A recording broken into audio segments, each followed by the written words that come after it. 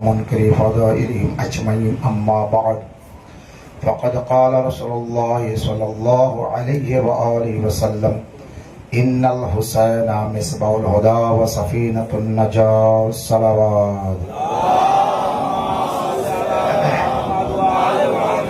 খানদানে ফাতেমা জাহরার উপর আরেকবার বুলন্দতর সালাওয়াত।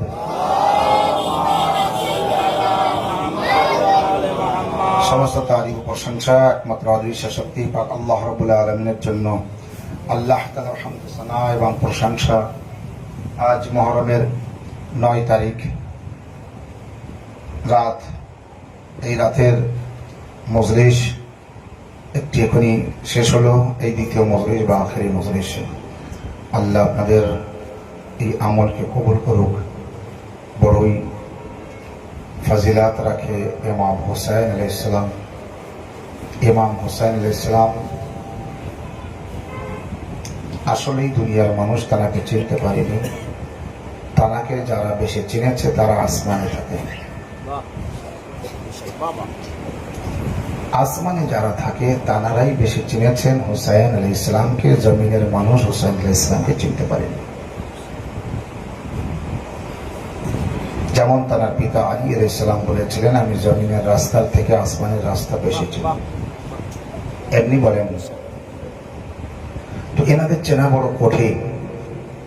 বিশ্বনবীর একটি হাদিস আপনাদের সামনে পেশ করেছি ইমাম হুসাইন আলাইহিস সালাম সম্পর্কে। ইন্নাল হুসাইনা মিসবাহুল হুদা ওয়া সাফিনাতুন নাজাহ। অবশ্যই হুসাইন হেদায়েতের চিরাগ আর নাজাতের নৌকা। সালাওয়াত।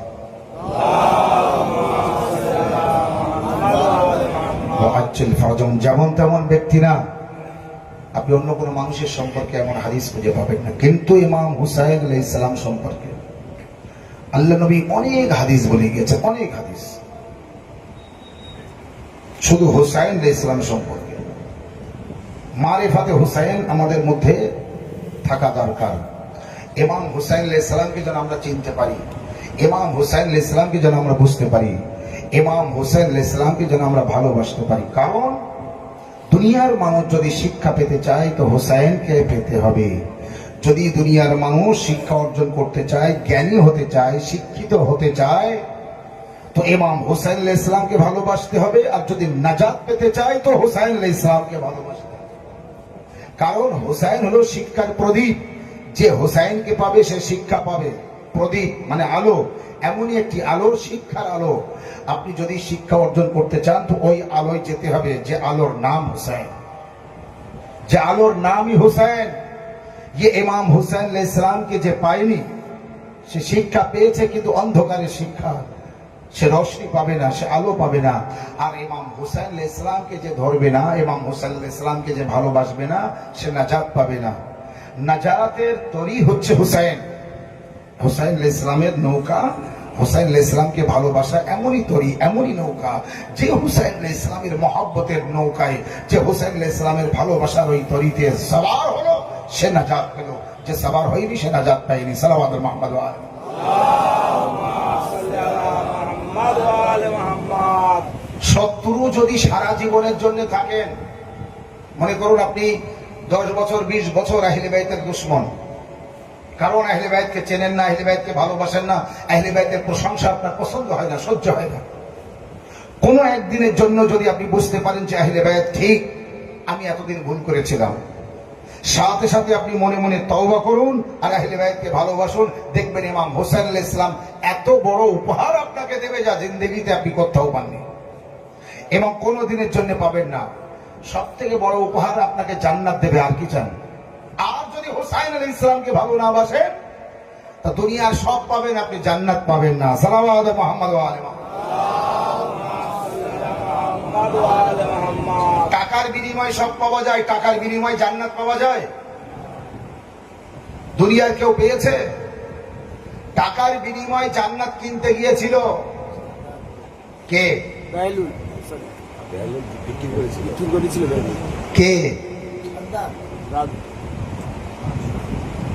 হারুন। হারুন হারুন হারুন আর রশিদ, যার স্ত্রী জুবাইদা গলার হার খুলে দিয়েছিলেন বহলুলের কাছ থেকে। ওই মাটির যে ধুলো তৈরি করা ছোট ছোট ঘর জান্নাত, বহলুল শুধু মুখ দিয়ে বলেছিলেন জান্নাত জান্নাত জান্নাত। কে জান্নাত কিনবে? আমি জান্নাত বিক্রি করছি, জান্নাত বিক্রি করছি। কে কিনবে? আর ওই সময় বাদশার স্ত্রী যাচ্ছিল, হারুন রশিদ বাদশাহ, তার স্ত্রী যাচ্ছিল জোবাইদা নাম। আর জোবাইদার জানতো বহলুল কি। যেই বহলুল বলেছে জান্নাত জান্নাত, তো জোবাইদা হারুন রশিদের স্ত্রী বলছে কত করে তোমার এই জান্নাতের মূল্য কত? তো বহলুল দানা তখন বলেছিলেন তুমি যদি জান্নাত কিনতে চাও, তুমি যা দেবে তার বিনিময়ে তোমাকে আমি একটি ঘর, জান্নাতের একটি ঘর দিয়ে দেবো। তো তখন জোবেদার কাছে কিছু নেই, হারুন রশিদের স্ত্রীর কাছে তো গলায় হার ছিল। বাদশার স্ত্রীর গলায় হার থাকবে মানে কম দামের না, খুব মূল্যবান। কি কি দিয়ে গাঁথা সেই হার। সেই হারটি খুলে দিলেন আর বললেন আমি এক কামরা জান্নাত কিনতে চাই। বহলুল নিয়ে নিলেন হারটি আর বললেন যাও তোমার এক কামরা দিয়ে দিলাম। হারুন রশিদ ঘরে যেয়ে স্ত্রীর গলায় হার দেখতে পাইনি। জিজ্ঞাসা করলো হার কি করেছো? বলে আমি জান্নাত কিনেছি। সালাওয়াত।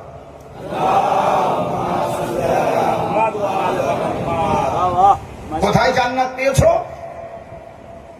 তো ঘটনা সব শোনালো যে এইভাবে আমি জান্নাত কিনেছি। বহলুল যা বকাবকি করার স্ত্রীকে করলো, হারুন রশিদ যা বকাবকি করার স্ত্রীকে করলো যে তুমি এত দামি হার তুমি এই পাগলের কথা শুনে দিয়ে দিয়েছো, আর ও তোমাকে জান্নাত দিয়েছে, জান্নাত পেতে পারো। বকাবকি করার পরে ওই রাত্রে যে খাওয়া দাওয়া করে ঘুমিয়েছে, এই হচ্ছে কাজ। এইবার হারুন রশিদ এবার স্বপ্ন দেখছে কিয়ামত হয়ে গিয়েছে, হাসরের ময়দান, বিচার হচ্ছে। বিচার হিসাব নিকাশ হওয়ার পরে জান্নাতের লোক জান্নাতের দিকে যাচ্ছে, জাহান্নামের লোক জাহান্নামের দিকে যাচ্ছে। হারুন রশিদ তখন যাচ্ছিল, যেতে যেতে একটি ঘর জান্নাতে দেখতে পেল, যে জান্নাতে সেই ঘরটির নাম লেখা আছে, এই ঘরটি জোবাইদার ঘর। সালাওয়াত। জান্নাতের এই কামরাটি, জান্নাতের এই ঘরটি, হারুনের স্ত্রীর নাম জোবাইদা, বললো জোবাইদার ঘর। আমরা আমাদের ভাষায় জোবেদা বলি, তো জোবাইদার ঘর। হারুন রশিদ ওই দেখে বলছে তাহলে আমার স্ত্রীর ঘর আমি যাব, আমার স্ত্রীর ঘর মানে আমার ঘর। ওই ঘরে যাচ্ছিল, এমন সময় ফেরেশতার একটা চড় পড়লো গালে, এককে চড়ে ঘুম ভেঙে গেল। আর ওই ঘুম যে ভেঙে গেল আর দেরি করিনি, একেবারে টাকার বস্তা নিয়ে বহলুলের খোঁজে গিয়েছে, আমি জান্নাত কিনবো। সাল্লাল্লাহু আলা মুহাম্মদ ওয়া আলি মুহাম্মদ।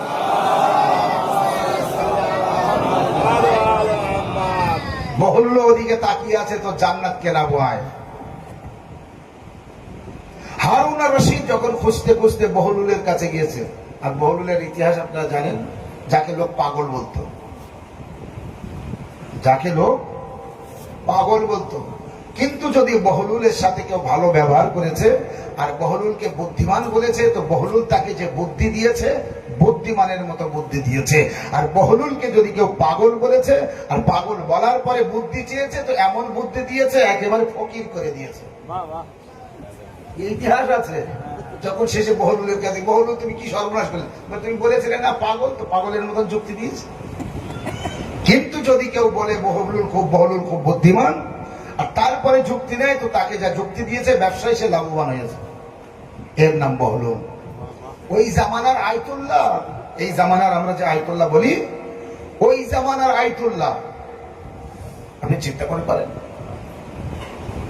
তো বহলুলের কাছে যখন হারুন রশিদ গিয়েছে, যাওয়ার পরে বলছে বহলুল সে জান্নাত কোথায়?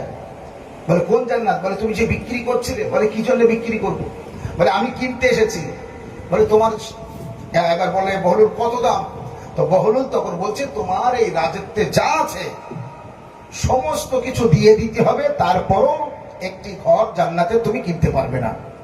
তখন হারুন রশিদ বলছে বহলুল একই বাজারে একই জিনিস দু রকম দাম। একটা জান্নাতের এক কামরা তুমি একটা হাড়ের বিনিময়ে বিক্রি করে দিলে আর একটা কামরা আমি কিনতে এসেছি তো আমার পুরো রাজ্য দিয়ে দিতে হবে, এ কিভাবে হয়? তখন বহলুল্লাহরা বলেছিলেন, তোমার স্ত্রী মহব্বতের সাথে জান্নাত কিনতে এসেছিল, তুমি তো চড় খেয়ে জান্নাত কিনতে এসেছো। সালাওয়াত মুহাম্মদ।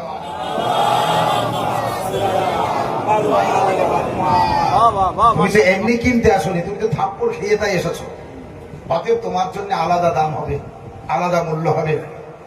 তো ইমাম হুসাইন আলাইহিস সালামকে চেনার কথা বলেছিলাম। ইমাম হুসাইন আলাইহিস সালামকে যদি ভালোবাসেন তো আপনি যাচ্ছিলেন জাহান্নামের দিকে। ইমাম হুসাইন আলাইহিস সালামের ভালোবাসা আপনাকে নিয়ে আসতে পারে জান্নাতের দিকে। বোঝা যাচ্ছে?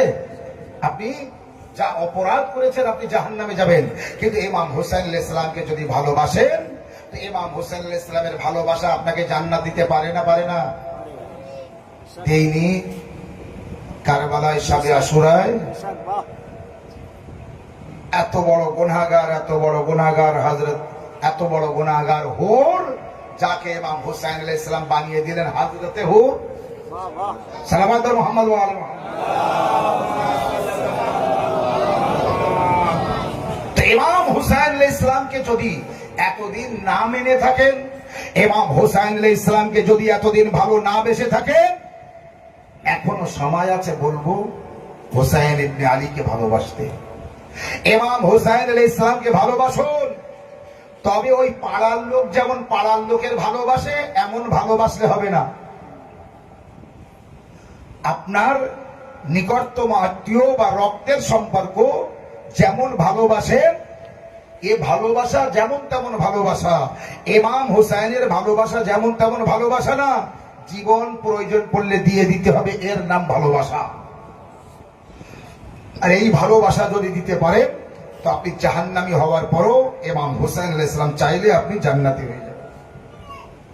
মদিনা থেকে ইমাম হুসাইন আলাইহিস সালাম কোনো কাজে বার হচ্ছিলেন, মদিনার বাইরে যাচ্ছিলেন। এমন সময় বাইরে থেকে এক ব্যক্তি মদিনায় প্রবেশ করছিল। সালাওয়াত।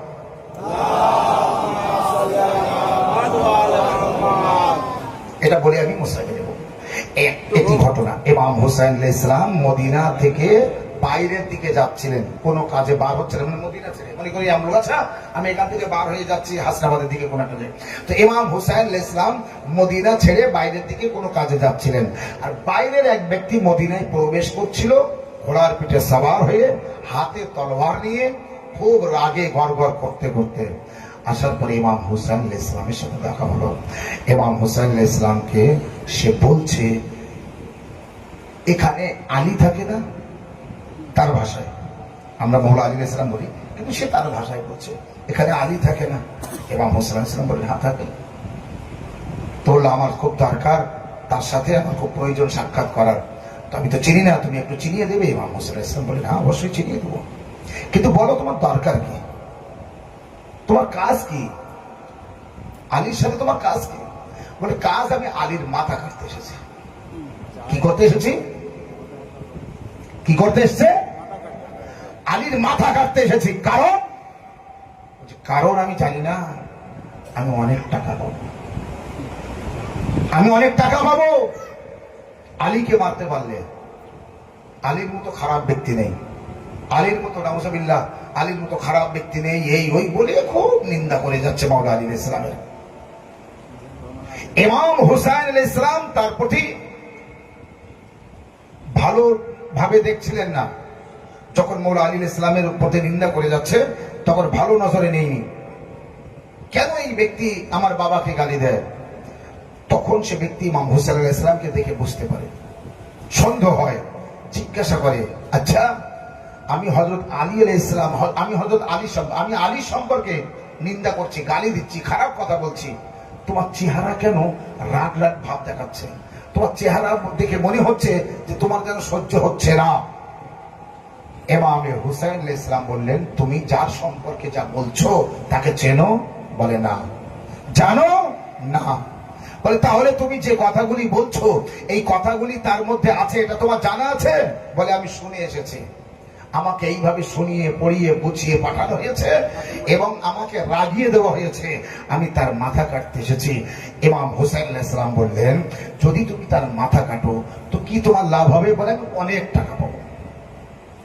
ইমাম হুসাইন আলাইহিস সালাম সেই ব্যক্তিকে তখন বলছে, শোনো, তুমি যার মাথা কাটতে এসেছো তার নাম আলী, আমি তার ছেলে, আমার নাম হুসাইন, আমার নাম হুসাইন।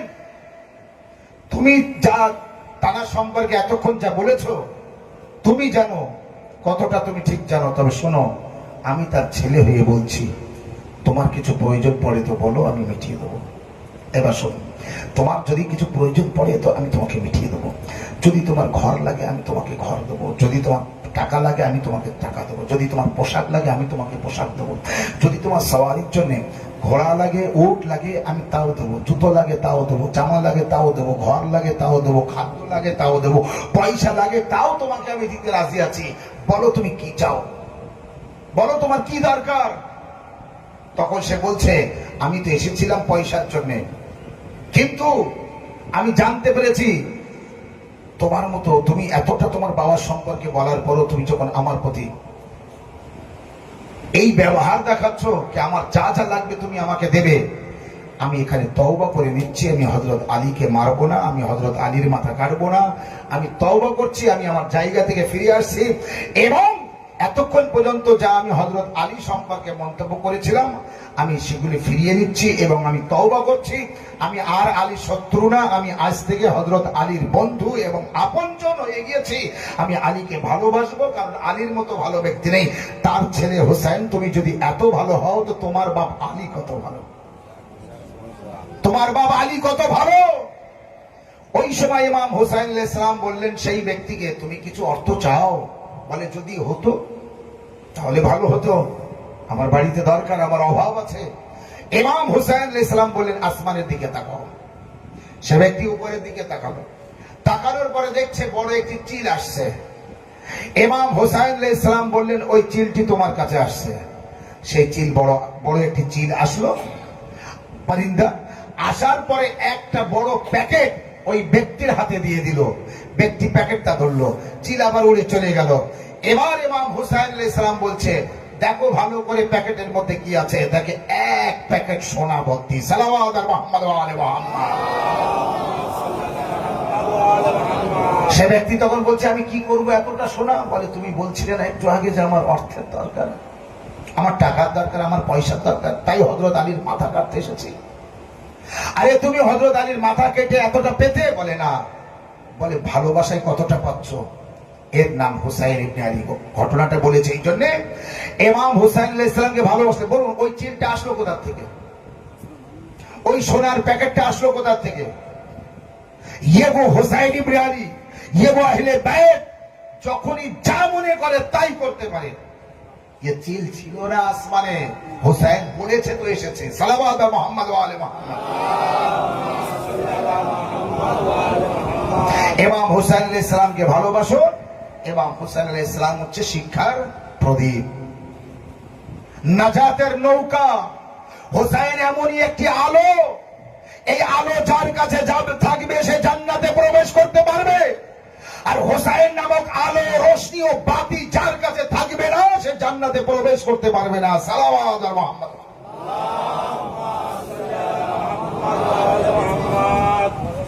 হুসাইনের ভাই, ছোট্ট ভাই, নাম আব্বাস, নাম আব্বাস। এই যে কিছু কিছু মানুষ কারবালা মানে না, আজাদারি করে না, কিন্তু আব্বাস নাম রাখে। ये আব্বাস নাম পেল কোথা থেকে? আলী আকবর নাম রাখে, আলী আকবর নাম পেল কোথা থেকে? মাওলানা আলী আসগর, ये আলী আসগর নাম পেল কোথায়? কারবালা মানুন তো বুঝবেন, আর কারবালা মানবেন না তো এই নামগুলি নিয়ে আপনার তো জায়েজ হবে না। যেমন আল্লাহ বলেছে যে আমার দুনিয়ায় থাকবে তো আমার ইবাদত করবে, আর যদি আমার ইবাদত না করো তো আমার দুনিয়া ছেড়ে অন্য দুনিয়ায় চলে যাও, যে দুনিয়া আমার না, যে পৃথিবী আমার না, সেই পৃথিবীতে যাও, আমার ইবাদত করতে হবে না। এবার আপনি এমন কোন পৃথিবী পাবেন যে পৃথিবীটা আল্লাহর না? সালাওয়াত।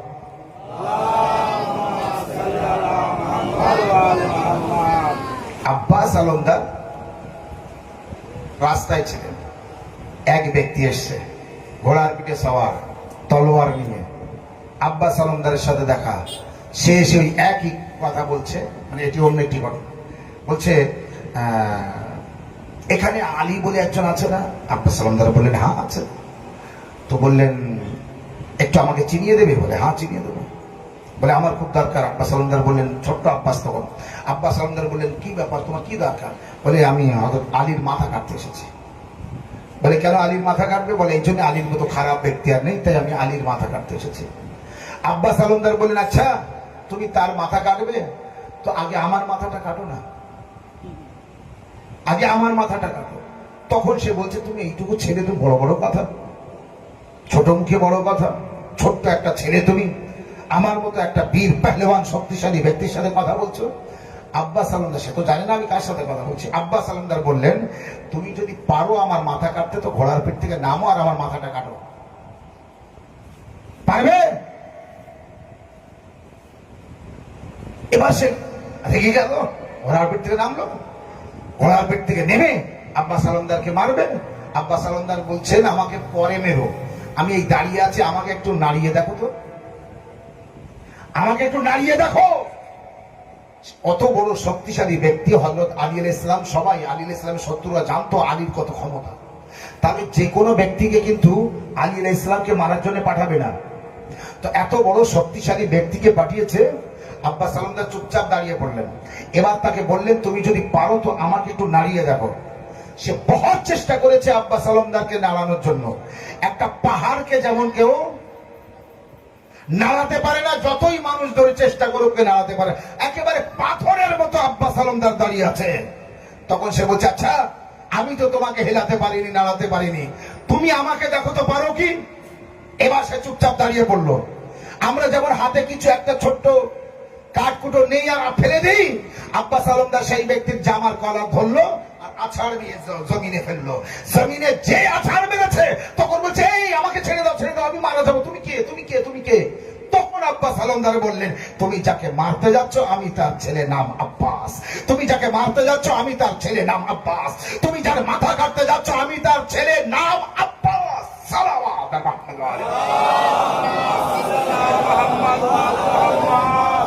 Baba Fa, Baba Fa, Baba Fa, Baba Fa, Abul Fazil Abbas, Abul Fazil Abbas, Zainabari Bharosa, Zainabari Bharosa, Sakina Riyasa, Nare Haidari, Ali Shahin Shah, Ali Shahin Shah, और मोहम्मद सलवात। ये वो अब्बास आलमदार জানার বাহাদুরি দেখেছেন কি? 34 বছরের আব্বাস, বহুত ইতিহাস আব্বাস আলমদারের সম্পর্কে আছে, ঘটনা ফজাইলে আব্বাস আলমদার অনেক আছে, কিন্তু শোনার জন্য কলেজে হওয়া দরকার, শক্ত কলেজে থাকা দরকার। কি আব্বাস আলমদারের এত ক্ষমতা কোথা থেকে এসেছে? না, আব্বাস আলমদারের এই ক্ষমতা এ হচ্ছে ফাতেমা জাহরার দোয়া, আলী আলাইহিস সালামের দোয়া। নামাজে তাহাজ্জুদ পড়ে পড়ে আব্বাস আলমদারকে চেয়েছেন। আর ফাতেমা জাহরার দোয়া আব্বাস, তার প্রমাণ যখন আব্বাস আলমদার জন্মগ্রহণ করেছিলেন আলী আলাইহিস সালাম মসজিদে ছিলেন। যেই খবর পায় তো আলী আলাইহিস সালাম আগে 2 রাকাত শুকরানা নামাজ পড়েছিলেন। নামাজ পড়ে যখন বাড়িতে এসেছিলেন তো আব্বাস আলমদার দেখতে গেলেন, তো উম্মুল বানিন দেখে মনটা খারাপ। আব্বাস মৌলা আলী আলাইহিস সালাম জিজ্ঞাসা করলেন উম্মুল বানিনকে, এত সুন্দর একটি ছেলে তোমার আর তারপরও মন খারাপ? তো উম্মুল বানিন বলেছিলেন মন খারাপ হবে না, ছেলে পয়দা হয়েছে, এখনো চোখ খুলিনি, এখনো কাঁদিনি, এখনো দেখিনি, এখনো আমার দুধ পান করিনি, তো আমার মন খারাপ থাকবে না? ঠিক আলী আলাইহিস সালাম যখন জন্মগ্রহণ করেছিলেন যে ঘটনা, ঠিক সেম সেই ঘটনা। মৌলা আলী আলাইহিস সালাম বুঝতে পারলেন আমি তো এমন সব করেছিলাম যতক্ষণ আমার সরদার না এসেছিল আমি চোখ খুলিনি। আব্বাসও ততক্ষণ চোখ খুলবে না যতক্ষণ আব্বাসের সরদার না আসবে। আলী আলাইহিস সালাম বুঝতে পারলেন, ইমাম হুসাইন আলাইহিস সালামকে খবর দিলেন। আর যেই ইমাম হুসাইন আলাইহিস সালাম ওখানে এসেছে, সাথে সাথে মাওলা আলী আলাইহিস সালাম বললেন কি, হুসাইন তোমাকে একটি আমানত দেব, তুমি গ্রহণ করবে? ইমাম হুসাইন আলাইহিস সালাম বললেন, হ্যাঁ বাবা গ্রহণ করবো। বাস সাথে সাথে আমানতকে দিয়ে দিলেন। আর যেই নাকি হুসাইন আলাইহিস সালামের হাতে দিয়েছে, সাথে সাথে চোখ খুলে মাওলা হুসাইনকে দেখলেন। এই সর্বপ্রথম আব্বাস চোখ খুলছে, ইমাম হুসাইন আলাইহিস সালামকে দেখলেন। ছোট ছোট দুটো বাজু, দুটো হাত নাড়িয়ে বুঝিয়ে দিলেন, আকা আমার হাত দেখুন, আপনার হেফাজত করার মতো হাত দিয়েছে না দিইনি আল্লাহ।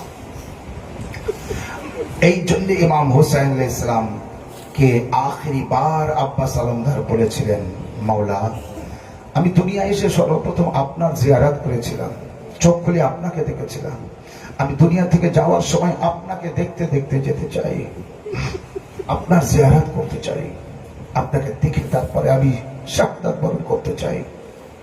আজাদারও বাস আপনারা মুসাইবের মধ্যে এসে গিয়েছেন, একটু ইশারা করি। মুসাইবের এক মহিলা, এক বিবি তার বাচ্চাকে নিয়ে মাওলা আব্বাস আলমদারের রওজায় যাচ্ছিলেন, কারবালায় যাচ্ছিলেন। যেতে যেতে যেতে যেতে নিজের সেই বাচ্চা ছেলে বারবার জিজ্ঞাসা করে, মা আমরা কোথায় যাচ্ছি? বলে কারবালায়। মা ওখানে কে আছে? বলে মাওলা হুসাইন আলাইহিস সালাম আছে। মা আর কে আছে? বলে মাওলা আব্বাস আলমদার আছে। মা হুসাইনের মায়ের নাম কি, বাবার নাম কি, সব শুনলেন। মা আব্বাস আলমদারের বাবার নাম কি, মায়ের নাম কি, আব্বাস আলমদারের মা কোথায় থাকে, আব্বাস আলমদারের বাপ কোথায় থাকে, আব্বাস আলমদার কাকে বলে, সমস্ত ঘটনা মায়ের কাছ থেকে সেই ছোট্ট বাচ্চা শুনতে শুনতে যাচ্ছে। নিয়ে যেতে, মা বাচ্চাকে নিয়ে যেতে যেতে যেই নাকি কারবালায় পৌঁছাই, সবাই তো আগে কিন্তু আব্বাস আলমদারের রওজায় যায়, এটা নিয়ম হচ্ছে। বেশিরভাগ সবাই যারা জিয়ারত করতে যায় আগে হুসাইন আলাইহিস সালামের রওজায় যায় না, আগে আব্বাস আলমদারের রওজায় যায়। মা তার বাচ্চাকে নিয়ে, ছোট বাচ্চাকে নিয়ে আব্বাস আলমদারের হারামে যেয়ে, রওজায় যেয়ে ওখানে একবার আওয়াজ দিল, মাওলা আয় মাওলা গাজী আব্বাস, আমার তো সন্তান হতো না, মাওলা আপনার এখানে এসে চেয়ে চেয়ে আপনি একটি সন্তান দিয়েছেন, সেই সন্তান হাঁটতে শিখেছে, এবার আপনার রওজায় এনেছি মাওলা, এই সেই সন্তান আমার। এই বলতেই সেই বিবি ওখানে পড়ে গেলেন, আর পড়েই মারা গেলেন। যেই মারা গিয়েছে, আজাদারও ছোট্ট বাচ্চা কি করবে, মাকে জড়িয়ে ধরে কাঁদছে, খুব কাঁদছে, এত কান্নাকাটি করছে। কে ওখানকার লোকজন এসে গিয়েছে, আসার পরে বলছে তোমার মা মারা গিয়েছে। ছেলে বলছে না, আমার মা মারা যেতে পারে না, আমার মা জিয়ারতের জন্য এসেছে, এখনো জিয়ারত করতে পারিনি। বলে হ্যাঁ মারা গিয়েছে। বারবার তারা বলছে, অবশেষে তারা বলছে আমরা গোসল দেওয়ার ব্যবস্থা করছি, আমরা কাফন দেওয়ার ব্যবস্থা করছি, আমরা দাফনের করার ব্যবস্থা করছি। বাচ্চা তার মাকে কখনো ছাড়ছে না, কোনো মতেই ছাড়ছে না। একবার মাওলা হুসাইন আব্বাস আলমদারের রওজায় গিয়ে বাচ্চা বলছে, মাওলা মাওলা আমার মাকে ফিরিয়ে দিন, মাওলা আমার মাকে ফিরিয়ে দিন। যখন বারবার যায় আর বলে আসে, এসে মায়ের কাছে দেখে মা এখনো জিন্দা হয়নি, মা মারা গিয়েছে। কিন্তু ছেলে বলছে আমার মা মারা যায়নি, সবাই বলছে হ্যাঁ মারা গিয়েছে। মাওলা আব্বাস আলমদারের রওজায় যায়, বলে মাওলা আমার মাকে ফিরিয়ে দিন। আবার মায়ের কাছে আসে, আসার পরে দেখে মা এখনো জিন্দা হয়নি, মা সেইভাবে মৃত লাশ পড়ে আছে। একবার আর এদিকে লোক বলছে, বাচ্চাকে বোঝাচ্ছে তোমার মা মারা গিয়েছে, আর ফিরে আসবে না, আমরা দাফন করব। সে একবার মাওলা গাজী আব্বাস আলমদারের রওজায় যায়, যাওয়ার পরে বলে মাওলা আপনি যদি আমার মাকে ফিরিয়ে না দেন তো ঠিক আছে, আমার মাকে ফিরিয়ে দিতে হবে না। আমিও শুনেছি আপনার বাবা কোথায় থাকে, আমি শুনেছি আপনার বাবা নাজাফে আশরাফ থাকে, আমি যাব আপনার বাবার কাছে যেয়ে আপনার বিরুদ্ধে বলবো, আর বলবো মাওলা হে আকা আপনার ছেলের কাছে আমার মা গিয়েছিল, আমি যেয়ে আপনার ছেলের কাছে অনেকবার মিনতি করেছি আমার মাকে ফিরিয়ে দাও, কিন্তু ফিরিয়ে দিল না। এই বলে ওখান থেকে মায়ের কাছে এসেছে, আসার পরে দেখে মা সেইভাবে মৃত লাশ পড়ে আছে। একবার এই ছোট্ট বাচ্চা মায়ের লাশকে ওখানে ওখানে রেখে সোজা নাজাফের দিকে যাচ্ছে, নাজাফে আশরাফের দিকে যাচ্ছে। কি ব্যাপার? না আমি মাওলা আলীকে বলবো, আলী তোমার ছেলে আমার মাকে ফিরিয়ে দিল না জানারো। এই ছেলেটি কিছু দূর যাওয়ার পরে দেখে দূর থেকে একটি ঘোড়া সাওয়ার আসছে। যেই নিকটে এসে এই বাচ্চার সামনে পথ আটকালো, বাচ্চা একবার বলছে এই ঘোড়া সাওয়ার আমার সামনে থেকে সরে যা, এই ঘোড়া সাওয়ার আমার সামনে থেকে সরে যাও। আমি ঘোড়া সাওয়ার বলছে তুমি কোথায় যাবে? বলে সরে যাও, আমি নাজাফে যাব। বলে কেন নাজাফে কি করতে যাবে? বলে শুনেছি ওখানে আমার মাওলা গাজী আব্বাসের বাপ থাকে হযরত আলী, আমি আলীর কাছে যাব। বলে কি করবে? বলে মাওলা গাজী আব্বাসের বিরুদ্ধে অভিযোগ করব, আব্বাস কেন আমার মাকে ফিরিয়ে দিচ্ছে না। একবার ঘোড়া সাওয়ার বলল আয় বাচ্চা তাড়াতাড়ি ফিরে যা, তোর মা দেখ দাঁড়িয়ে তোর অপেক্ষা করছে, তোর মা জীবিত হয়ে গিয়েছে, তোর মা দাঁড়িয়ে তোর অপেক্ষা করছে। কিন্তু শোন, আমি সবার আশা পূরণ করতে পারি, আফসোস আমি আমার সাকিনার আশা পূরণ করতে পারিনি। আমার সাকিনা বড় কষ্টে, আমার সাকিনা আজ আমাল দেয়। চাচা আগে জানলে মশক দিতাম না, পানি আনতে পাঠাতাম না।